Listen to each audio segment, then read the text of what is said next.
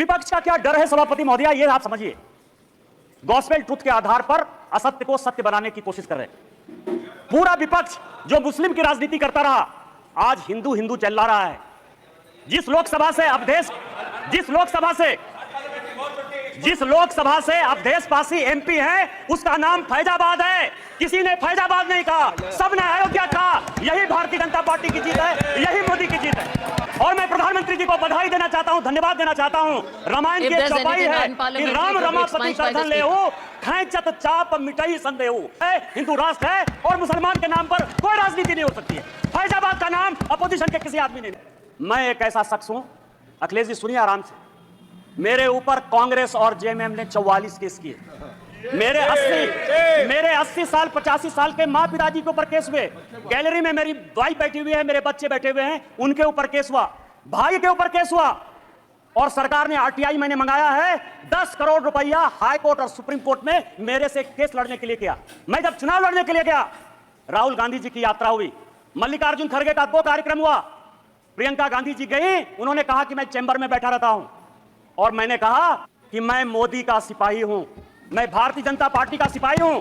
और मैंने वचन लिया, प्रण लिया कि मैं जनता के पास वोट मांगने नहीं जाऊंगा। 2 मार्च को पार्टी ने मेरा टिकट अनाउंस किया। 2 मार्च को मेरा चुनाव 1 जून को हुआ। 90 दिन के पूरे कैंपेन में मैंने जनता से वोट नहीं मांगा और मैं यहां पार्लियामेंट में कराया, आपको हरा कर आया हूं। जिस क्षेत्र से हेमंत सोरेन विधायक हैं, उस जिले का मैं सांसद हूं और आदिवासी बाहुल इलाके से मैं 10,000 वोट से जीत कर आया हूं। सवाल यह है, ये आर्य और अनार्य की बात करते हैं, ऋषि मुनि की बात करते हैं। राजा साहब, आप हमारे मित्र हो। मैं एक ऐसा आदमी था जो तिहाड़ में आपसे मिलने के लिए गया, कांग्रेस ने आपको जेल भेजा। आपको पता है कि गुरु वशिष्ठ, विश्वामित्र, अगस्त मुनि, ये कोई भी ब्राह्मण नहीं थे। रामायण महाभारत गीता लिखने वाले कोई भी ब्राह्मण नहीं थे। कोई भगवान ब्राह्मण नहीं है। रामायण वाल्मीकि ने लिखी, महाभारत वेद व्यास ने लिखा, चारों वेद और 13 उपनिषद सभी वेद व्यास ने लिखे, जो मछुआरे के बेटे थे। और चाहे वो ऋषि अगस्त हो, ऋषि कन्नन हो, आप जो है आर्य और अनार्य के बीच में। और आप ही के सांसद, कांग्रेस के सांसद 1952 में जिस कांग्रेस के सांसद रामधारी सिंह दिनकर को नेहरू जी संसद बनाकर लेकर आए, सांसद रहे, 12 साल रहे, देश के बहुत बड़े कवि, उन्होंने संस्कृति के 4 अध्याय लिखे।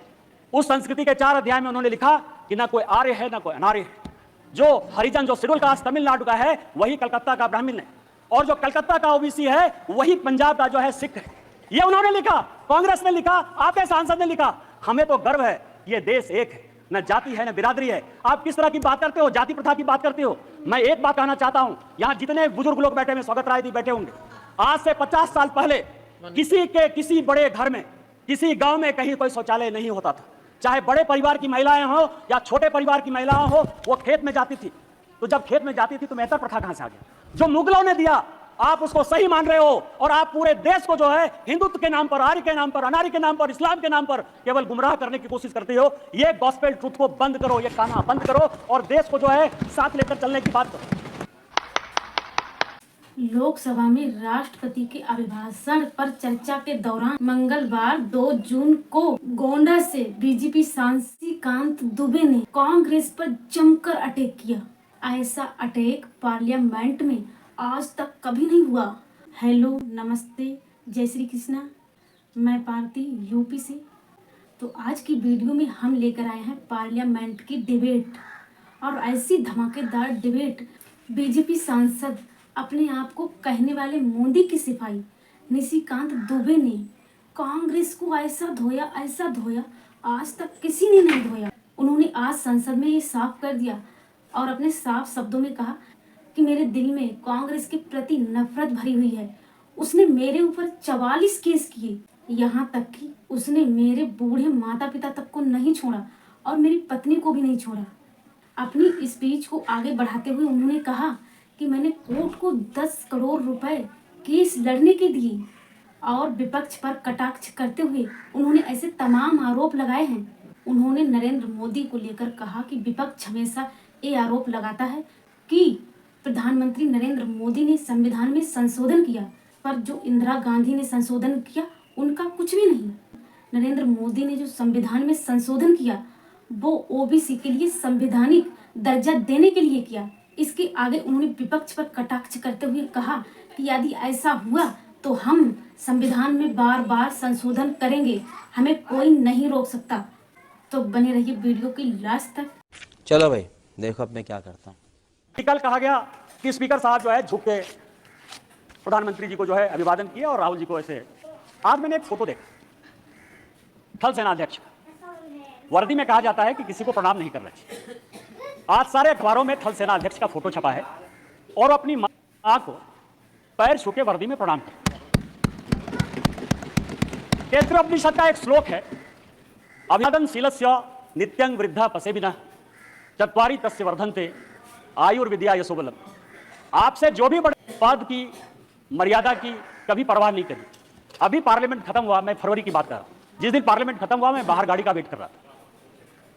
मैं सबसे ज्यादा कांग्रेस पर अटैक करता हूं, राहुल जी, सोनिया जी, पूरा कांग्रेस गांधी परिवार मेरा टॉपिक है, क्योंकि मेरे फादर 1975 में इमरजेंसी में सैक कर दिए गए, उनकी जिंदगी में नौकरी नहीं लगी। 19 महीने मेरे परिवार के लोग इमरजेंसी में बंद रहे, इसलिए कांग्रेस के प्रति इतना विद्रोह या ये चीज जो है मेरे मन में है बचपन से है, क्योंकि मेरा बचपन मैंने देखा ही नहीं, क्योंकि हम लोग सभी देशद्रोही के परिवार के माने जाते थे। सोनिया जी आई, सोनिया जी ने मेरा हाथ पकड़ा सबके सामने, क्योंकि सबके सामने पब्लिक में एक काम हुआ, इसलिए मैं पब्लिक में बात कर रहा हूं। और उन्होंने मुझे कहा निशिकांत आज मेरी तबीयत खराब थी, लेकिन तुम्हारे जैसे लोगों को पार्लियामेंट आना चाहिए। मैंने प्रणाम किया उनको। मैंने ये नहीं सोचा कि वो सोनिया गांधी वो बड़ी हैं। आप किस तरह के डिस्कोर्स में ले जाना चाहते हो? माननीय मोदी जी हमारे पार्टी के बड़े आदमी हैं, पार्टी टिकट दी तो ओम बिरला जो है इस कुर्सी पर बैठे। यदि उनको पैर छू के भी प्रणाम कर लेते ओम बिरला जी तो उस कुर्सी की ताकत कम नहीं होती। आपको भारतीय सभ्यता और संस्कृति के बारे में नहीं पता है, और यदि भारतीय सभ्यता संस्कृति के बारे में नहीं पता है तो आप जिंदगी में कुछ नहीं कर सकते हो। आज आप 98 में हो, अगले चुनाव में आपको जो है लीडर ऑफ द अपोजिशन का भी मौका नहीं मिलेगा। चलिए शुरू करते हैं।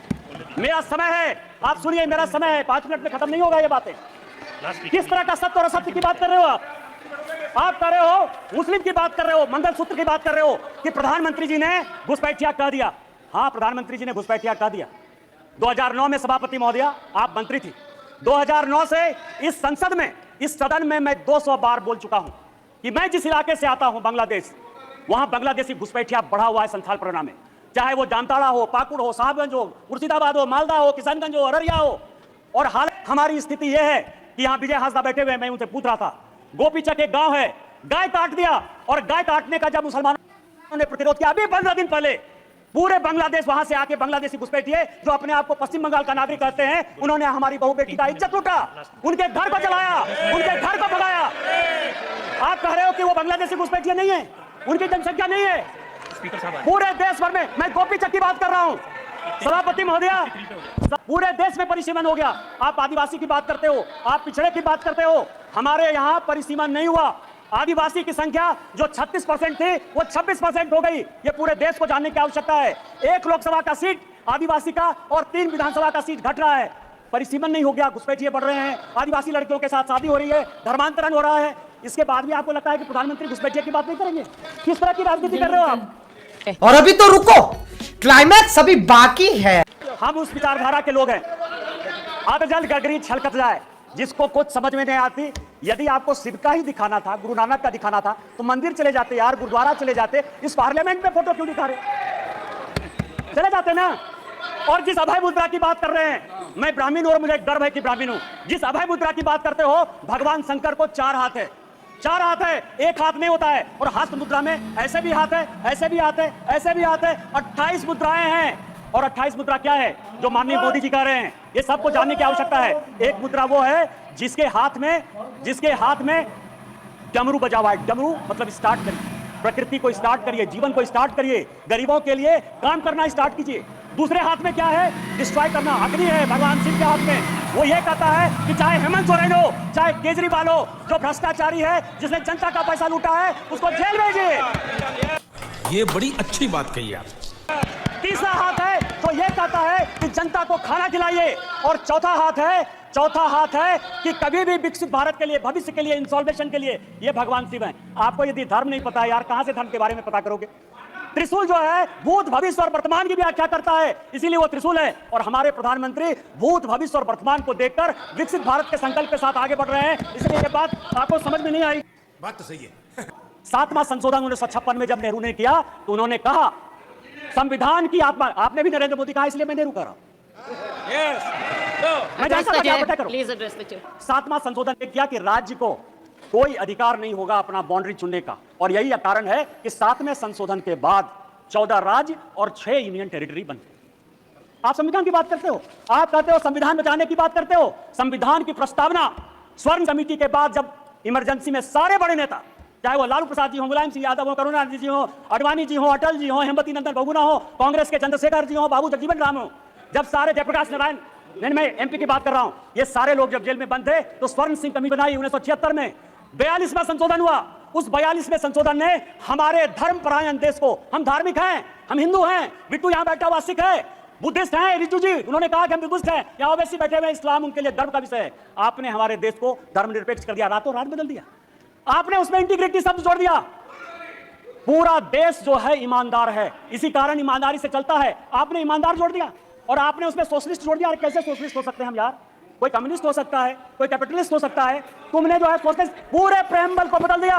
और आप संविधान बनाने की बात करते हो। उन्होंने कहा कि जो हम कानून बनाएंगे, राइट हुए थे, जो हमने हमारे फोर फादर्स ने जो फंडामेंटल राइट्स दिए थे, उसके साथ आपने फंडामेंटल ड्यूटीज एक अलग शब्द जोड़ दिया। आप संविधान बनाने की बात करते हो। पूरा का पूरा 42वां संशोधन, उन्होंने कहा कि जो संविधान कानून बनाएगा, क्योंकि इंदिरा गांधी की सदस्यता खत्म हो गई थी, उन्होंने कहा कि हम फिर से रिइंस्टेट होकर देश के प्रधानमंत्री बन जाएंगे। आप मेरे ऊपर कोई क्वेश्चन नहीं कर सकते हो। लोकसभा के जो समय है, समय सीमा 5 साल, उन्होंने कहा आप 6 साल होगा। खाता न वही, इंदिरा गांधी जो कहे सही, संविधान वही है। अरे संविधान बचाने वाले यदि मोदी ने संविधान बदला, 370 के लिए बदला, शेड्यूल कास्ट के लिए बदला, ओबीसी को संवैधानिक दर्जा देने के लिए बदला। और जब भी schedule caste, schedule tribe, OBC की बात होगी, हम संविधान बदलेंगे और हमको कोई संकोच नहीं। गजब बेइज्जती है। तो गाइस, आज की वीडियो आपको जरूर पसंद आई होगी। यदि आपका कोई ओपिनियन है तो कमेंट बॉक्स में जरूर बताइए, और मिलेंगे हम नेक्स्ट वीडियो में। जय हिंद।